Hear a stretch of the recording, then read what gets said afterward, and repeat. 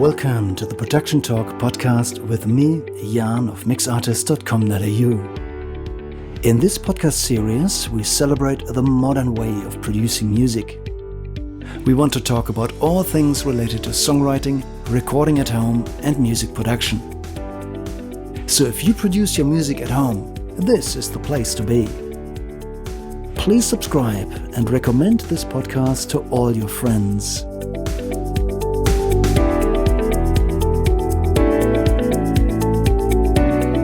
This is the Production Talk podcast, episode 38. Welcome back to another episode of the Production Talk podcast. I'm so thankful that you're on board again. It's fantastic to have you. Before we start this episode, I would like to acknowledge the traditional owners and custodians of the land that the following conversation was recorded on, the Arakwal people of the Bundjalung nation.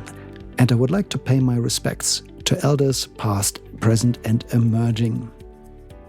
Today is a special interview with one of my favorite acts for chill-out music. Whenever I'm in a really relaxed mood, I have a few different artists that I like to listen to, for example, when I drive or just when I want to kick back on the weekend. And one of the most played artists is Dubarray. So today I'm very excited to have an interview with Mr. Gadenne, who is the mastermind and producer of Dubarray from the Sunshine Coast. So without further ado, let's head straight over to the good stuff. Here is my interview with Brett of Dubarray. Thank you so much for being with me today, Brett. You are the mastermind behind Dubarray. Can we maybe just get started with a bit about yourself, your background, and then can you introduce the band, please, and all the other members? Yeah, no worries. My name's Brett, obviously a part of Dubarray. I'm the producer / guitarist, vocalist for Dubarray, and I work with my wife is the main singer, and we both are like the main songwriters of Dubarray. Her name's Kate, and then we're joined by a plethora of musicians, depending on who's available. We've got an extensive range of family that are in Dubarray, Okay. But mainly it's Damien Campbell on drums, Ben Parsons on percussion, and at the moment we're sort of just in between sax players. Our old sax player we used to have Chelsea from Sky Eater, but she moved down to Byron. And then Kane was our sax player just recently, but he's moved on as well because he's got a job opportunity elsewhere. And so we're sort of at the moment in between sax players, but Mr. Andy V's been filling in for us. So, yeah. Oh, that's great. And you're based at the Sunshine Coast? Yeah. Yep. Cool. Sunshine Coast. So any sax players who are tuning in from that area, reach out. Yeah, as I said, I got plenty of them. Yeah, it's always good to have a pool of musicians. Oh yeah, definitely. And how long has Dubarray been together as a band? Coming up to about 10 years now. Oh, actually, wow. I think 2012 was when we formed, and it's taken many different forms in the last 10 years. Yeah. But yeah, we've been plugging for about 10 years now, so it's fantastic. We've got about, I think, 4 albums under our belt. Yep. And a bunch of singles, and quite a few, yeah. And lots of traveling and lots of touring. Lots of touring. I love to hear that. Yeah. And the albums, they all have a little bit of a different flair to them. Can you just describe the Dubarray sound to somebody who hasn't listened to your music yet? Yeah, so Dubarray is, I guess, we're live electronica, and we have, I guess, what we would call like an ethereal sound, where it's like world electronic music. So it's everything from house music to drum and bass to trip hop to funk, reggae. Very influenced by funk. And but then we also have another side of Dubarray, that's the chilled side, which we've written a whole album for yoga. So, which we perform live music yoga sets, and we also do like sound immersions and all that sort of stuff as well. So it's we've got a very eclectic flavour. Wow. And The first album that we pumped out was a very Cafe Del Mar, and then we sort of we started gathering more band members, and then the next two albums after that sort of picked up in energy and became more of the like drum and bass and the big show stuff. That's when we were touring a lot. So then we brought out the Sound of Prana album, which was the influence for yoga music. So we cover all the spectrums. Yeah, that's right. There's basically an album for every mood, high energy or relaxing moods. It's all there. There's lots of colors in your music. That's something I really enjoy. And can you explain how a typical song would come together? You know, is there a songwriter? Do you have assigned roles, or is it all a team effort? Well, how would a song come together? All the songs come together in sort of different ways. The main guts of the songwriting is Kate and myself. Sometimes it comes from like a groove that I've written, and then we've sort of put lyrics and everything over the top of it. And then sometimes it comes like organically, like just playing on the guitar and then sort of writing the song on the guitar or the piano and then putting it into the electronic form. So and then when we collaborate with the band, especially Damien, sometimes we might have had like a groove written and he's come to the party with like a totally different groove that actually fits over what we're doing. Okay. So then he's sort of written a real different flavor to some of the stuff, which is we really enjoy that, because that's like where it really takes like a really unique form when you get more songwriters involved. So yeah. But mainly Katie and I are the guts of the songwriting. So, yeah. And how do you produce your songs? Do you go into local studios, or what's the procedure to get it, from songwriting to release? So a lot of it's done on Ableton, like in the studio. And then we usually head into a studio and then we'll record the drums and all the live instrumentation and then take that back out and then mix in all the electronics with it, so we sort of get that that real live electronica feel, but still with the live instrumentation. And I guess to mash up live instrumentations and electronics, to get it done right, you've really got to put the time and the effort into making sure that the blend is right too, because it can either sound too loose or it can sound too electronic. That's the balance. I see. So it's blending the human groove and the electronic precision. Yes, yeah, totally. Two different worlds, and that's not easy to get them together and work in harmony. No, exactly. Yeah, what are your it's tricks? A beautiful challenge. Okay, what do you do if it's not locking in? What are your ways? When do you know it's ready, or when do you know it's right? Obviously you'll just you feel the groove. But I mean, all the electronic stuff, like with all the glitches and the different sort of synths and all that sort of stuff, it's all still played live in that sense, but it's about just it's more with the drum grooves and locking in the drums and the bass, just making sure that they're super tight, and that all comes down to a really good drummer, which Damien is, and he's really good on click. He's great on click, so he plays all the live shows are to click, and there's no way we could play it without a drummer not being on click, because it would be just way too loose. So so it comes down to definitely our groove man, Mr. Damien Campbell. So nice one. That takes a fair bit of musicianship. Not every drummer can play that tight. So respect. No, exactly, totally. And do you mix and master your songs yourself, or do you send it out to professional studios, or what's your workflow there?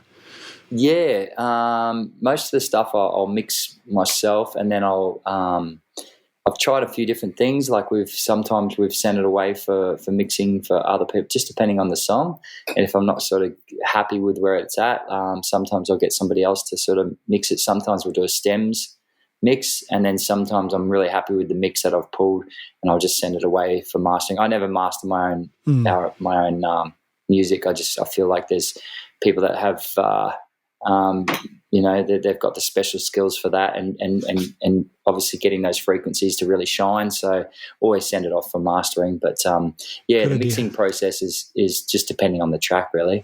So, but but I'll always get it to a point where I'm happy with it, or like semi-happy with it. And then if it just needs to go that next level, then I might send it off to someone else. So we've used some great producers in the past as well, that I like to collaborate with. But yeah, excellent. But majority is produced myself. So cool. That's a fair bit of work that goes into all of this. So respect. Yeah, thank you. And then, of course, the next big challenge is to reproduce all of that live, especially the blend between, electronic and acoustic instruments. Do you use computers on stage, or what's your method? How do you reproduce the sound?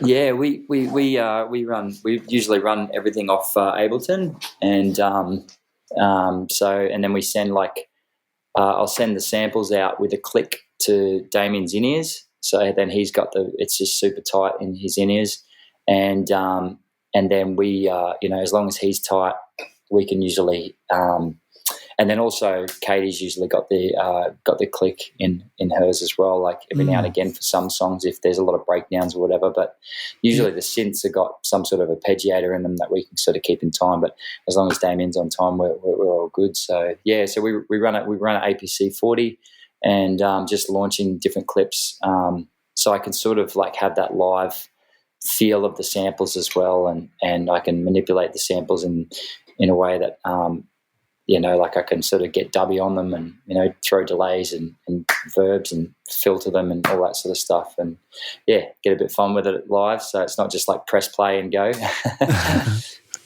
That's great. And you do all of that while you also play guitar.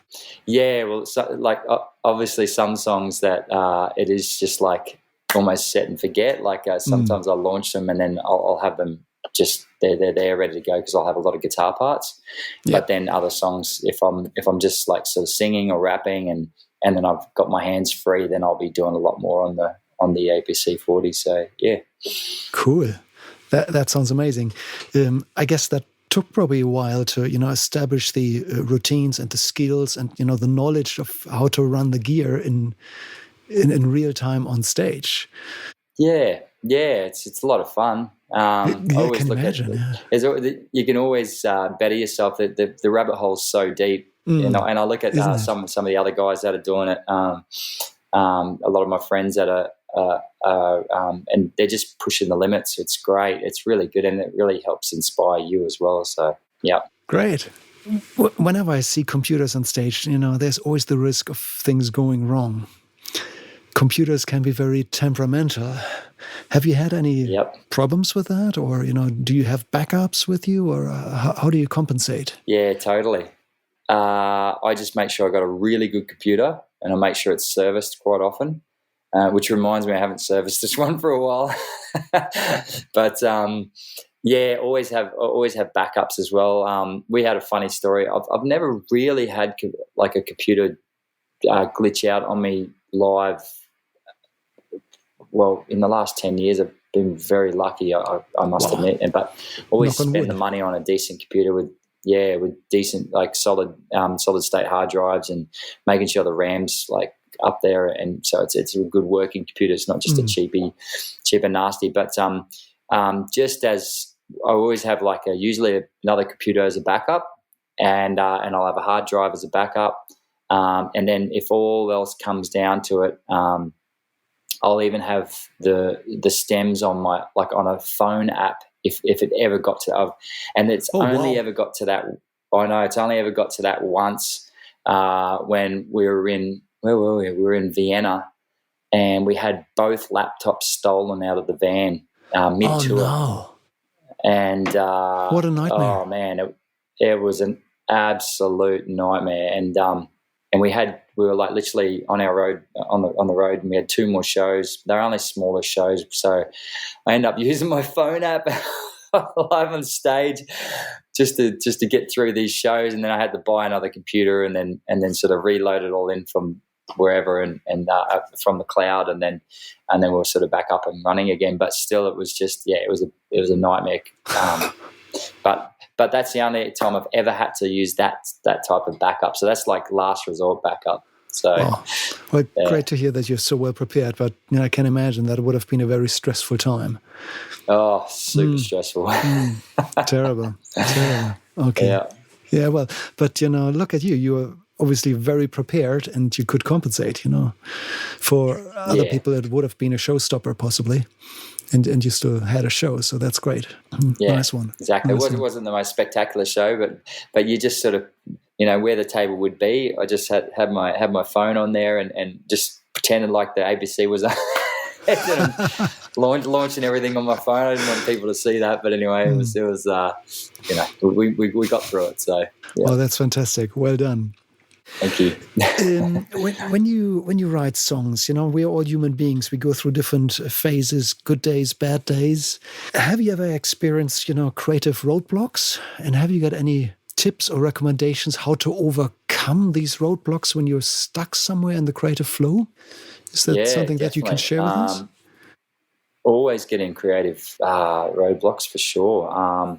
Especially sometimes when, like, even writing songs. Like I remember we had the Inner Sanctum album was an album that was sort of put together like on different various parts of the road, and some of those songs took like three years to come together. Really, like where I'd written a groove, and I was like, that groove's got something. I'm not too sure what it is, but it's just don't know where it's going yet. And then Kate would end up writing lyrics for it, like literally a year later or something like that.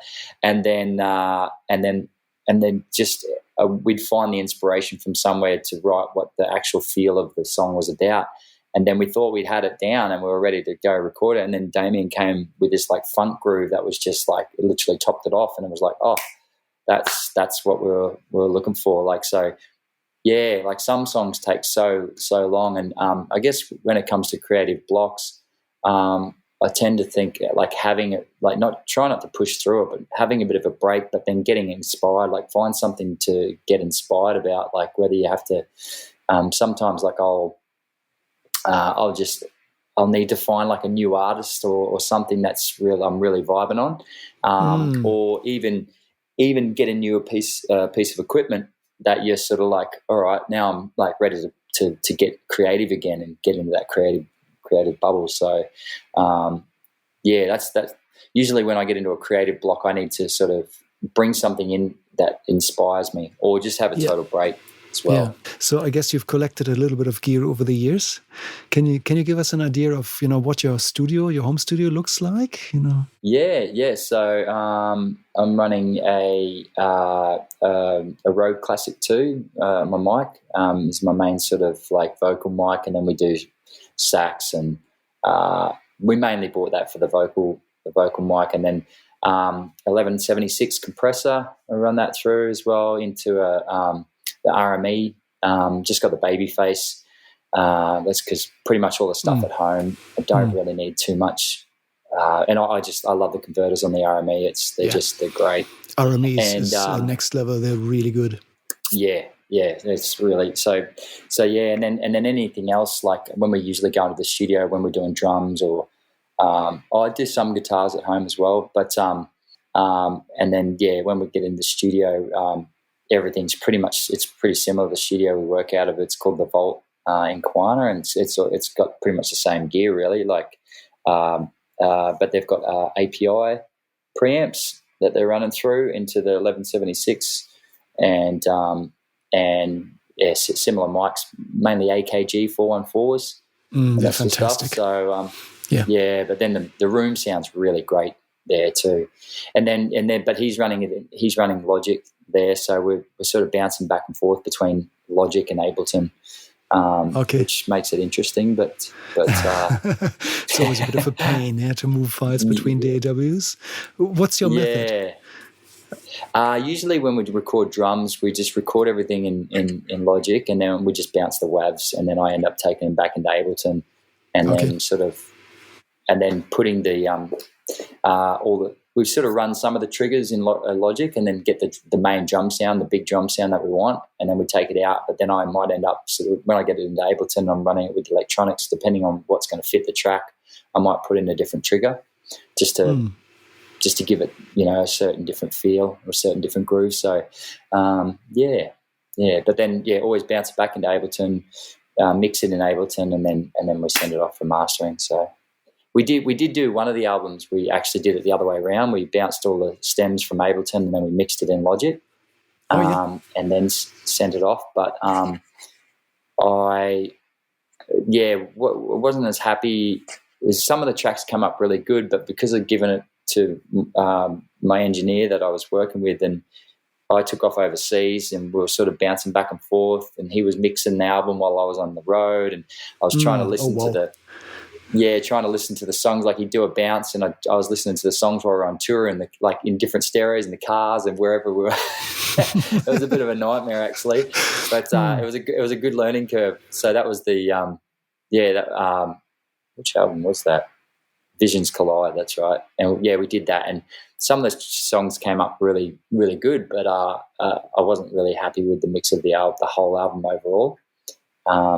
Where the Inner Sanctum album, I was really sort of happy with the mix, because we got it. We did everything that we bounced all the live instrumentation out of Logic, and then mixed it in Ableton, and then sent a lot of the stuff off. I think we did stems mixes on those with Spoonbill. Okay.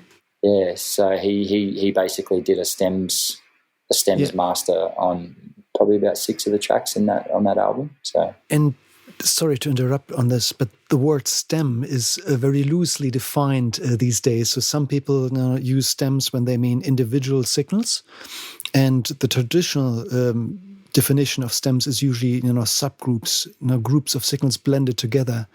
So there would be all the drum signals, all the guitar signals, or so.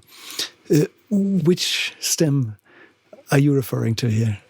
Yeah, so obviously being a stems master, it's all the groups. It's like basically group stem, like group drums, group synths, group vocals, or usually the vocals actually separated, but everything else grouped. So and then you can even get a stems mix done where it's just literally the instrumentation's all one stem, and then just the vocals over the top as well. Like, so you send them separate, which I've had to do a couple of times, because Katie's she's got a very when we recorded on previous, when we were sort of getting the right mic, we'll get her syllabacy is very S-y, and even the de-essing compressor was sort of like, it was. Yeah, we just couldn't get it right. Struggling. Yeah. So we sent it off, but obviously we've overcome that now with a bit more knowledge on what we're doing. So I'm dying to find out how you did that.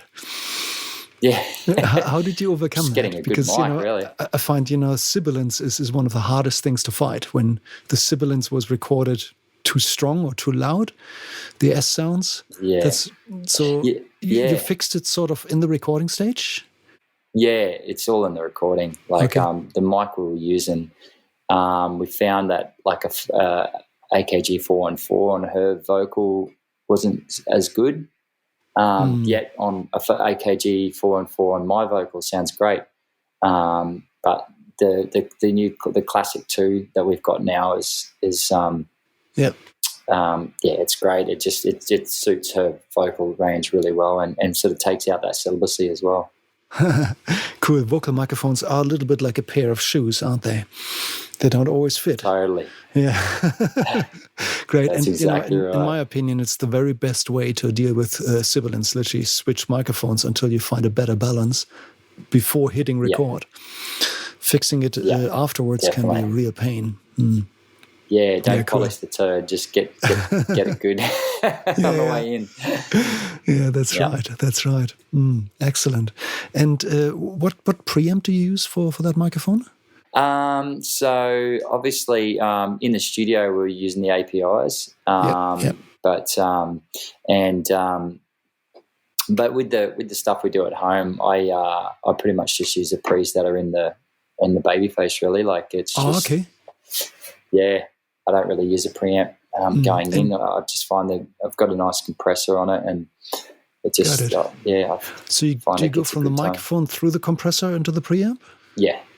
Okay, cool. And is that a valve microphone? The Rode Classic? Yes. It is, isn't it? Yeah, cool. Yeah. Nice.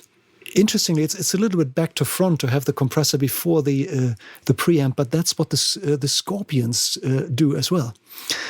I'm not sure if you remember this old 80s rock band or 90s rock band, but I once got to speak to their engineer, and that was their trick as well, to put a valve microphone through an 1176, same compressor, and then actually through the mixer.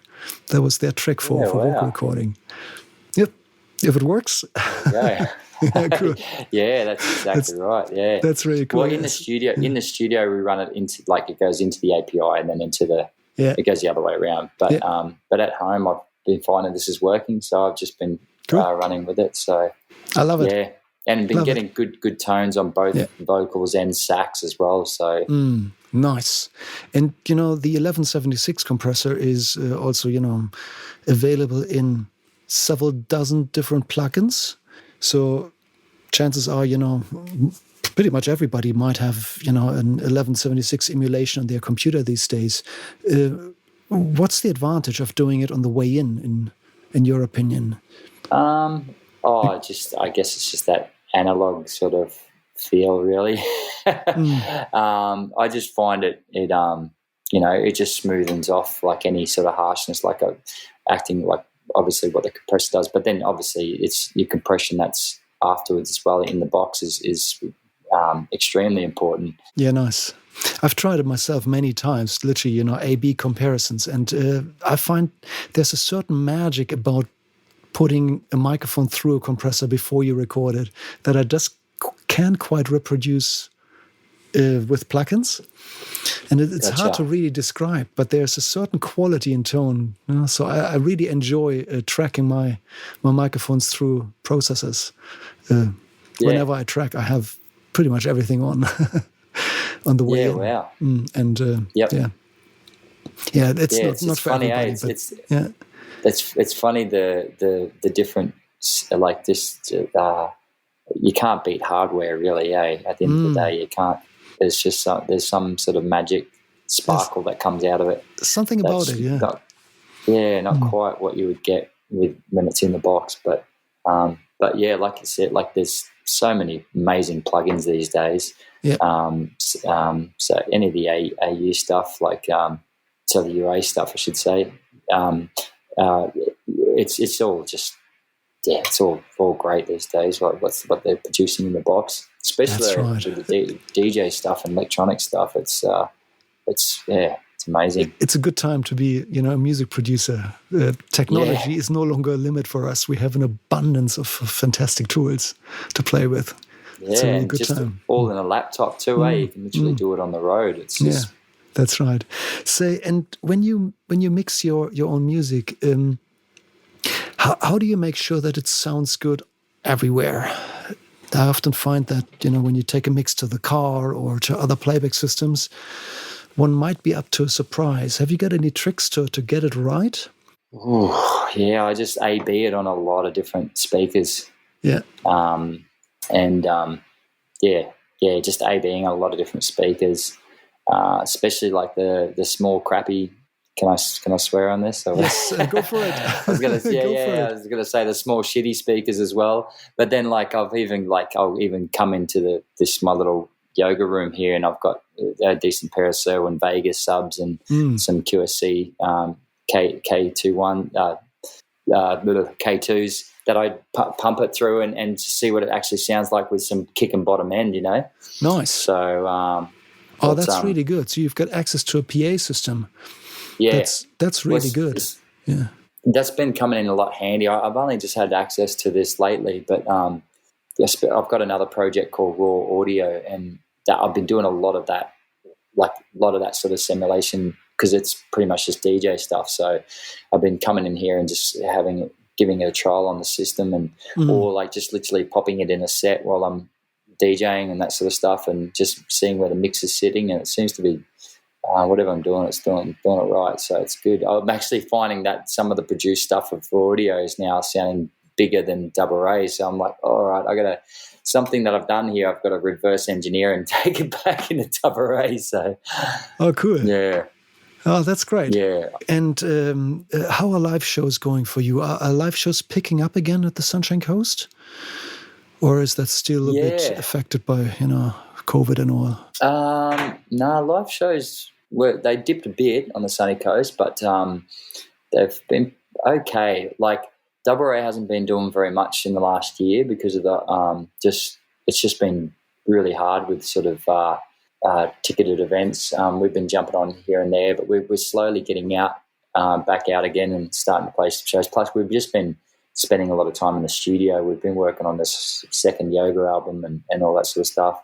And then the other project that I've got going, Raw Audio, has just been absolutely just going gangbusters at the moment. So it's been taking a lot of time. But Dubarray's about to, I think we're coming down to we're coming down into Northern Rivers. Well, not Northern Rivers, but I think we've got Shiok Shack in a couple of weeks. Oh, and cool. back down in Bruns in the coming weeks as well. And then we're just playing another big show on the sunny coast with Tijuana Cartel at Night Quarter. So we've got a couple. I love these guys. Really good. Yeah, got a couple of really good shows coming up. Okay, so that's really good to see. So you actually have quite a few gigs booked already, and there's gigs coming in again. That's excellent. Yeah, it's been really good. Obviously, it's been tough, especially down your way, like with everything going on. If it wasn't COVID, it was floods, and it's just, it's been crazy. There's always something, yeah. I think April 23rd, we're down at the Shiok Shack. We love that little venue. It's great. It's like one of those venues where it's intimate. It's always a vibe, and it's always just we just love it. And then we usually go from there to the Bruns, which is funny. It's like chalk and cheese, really. It's like a intimate 150 crowd to then like 600 or 700 or whatever you get at the Bruns. So it's like, a lot of fun. Great. That's really good. Say, if listeners would like to find out more about Dubarray, have you got a website or social channels? Where would somebody find out more about Dubarray? Yeah, so you can check us out at www.dubarray.com, so Dubarray, or as they say in Europe, Dubarray. Otherwise, just Facebook /Dubarray, Instagram, same deal, YouTube, Dubarray TV, and excellent. Yep, we're all on the socials. Would you mind if I added all those links into the show notes? Oh, please do. Cool, fantastic. Great. And do you publish your touring dates on your social channels or your website? What's the place to find a live show? Yeah, usually on our website, and you'll see them come up in our socials and that sort of stuff too. So excellent, cool. Look, I'll put all of this into the show notes, and then look, I'm going to check my schedule, and if I can, I'll see you at the Bruns. That would be fantastic. I'll buy you a beer. Awesome. Yeah, it would be great. It would be really good. Okay, excellent. Who are you playing with?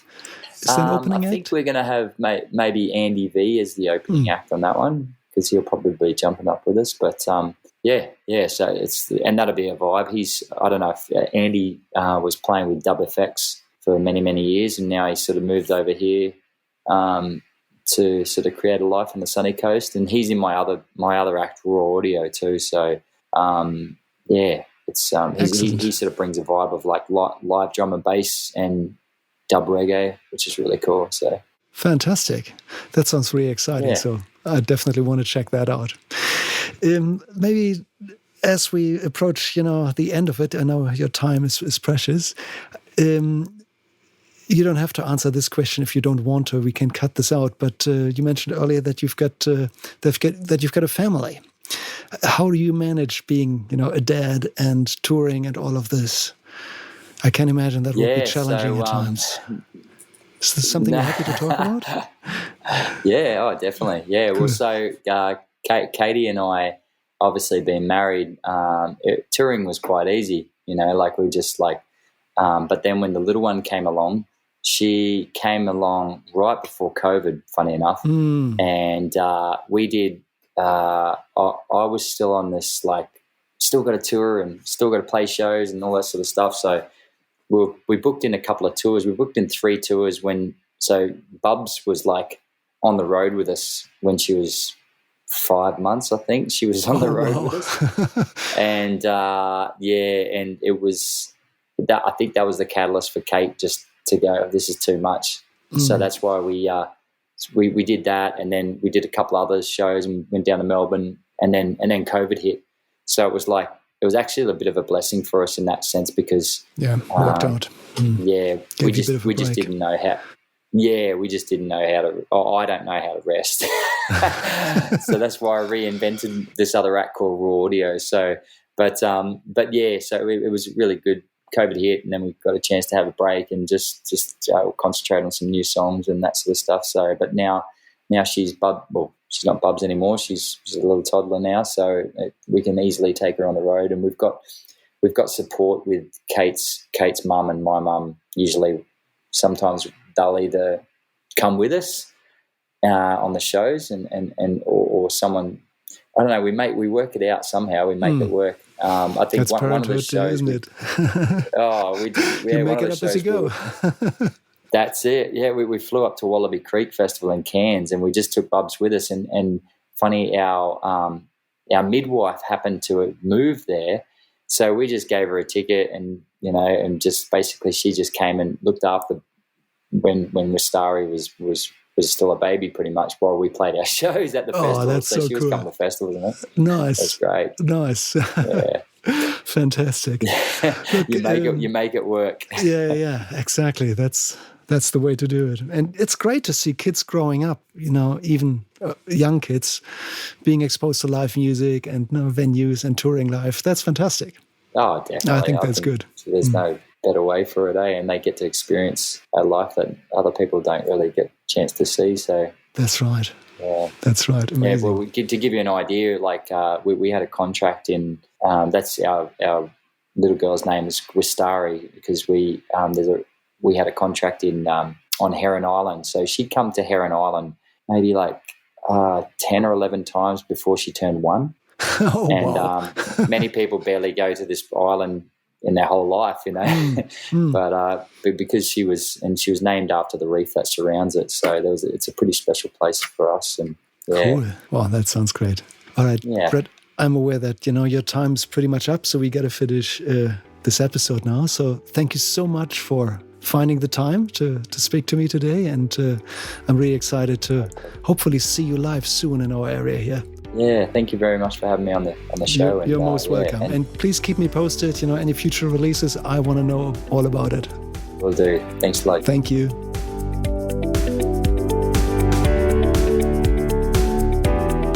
Wow, how good was that?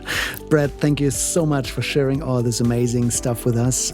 And I'm just, absolutely amazed by how much insight you gave us into the inner workings and the creative processes of your band, Dubarray. Please head over to the show notes for Dubarray's online presence and social channels, and also for more information about this episode. If you would like to reach out to me, you can do so via the Production Talk Podcast Community Facebook page. That's a place where I hang out each week and answer questions, and where you can connect with other listeners. I really hope that you enjoyed this podcast. If I please could ask you for one last favor before we finish up. In your podcast app, please go to the rating button, and a 5-star rating would really mean the world to me. And if you feel like it, please also leave a little review, a short little sentence or two. That really makes all the difference for me. So if you're a musician, you know how important applause can be. And exactly that is a review from you for this podcast series.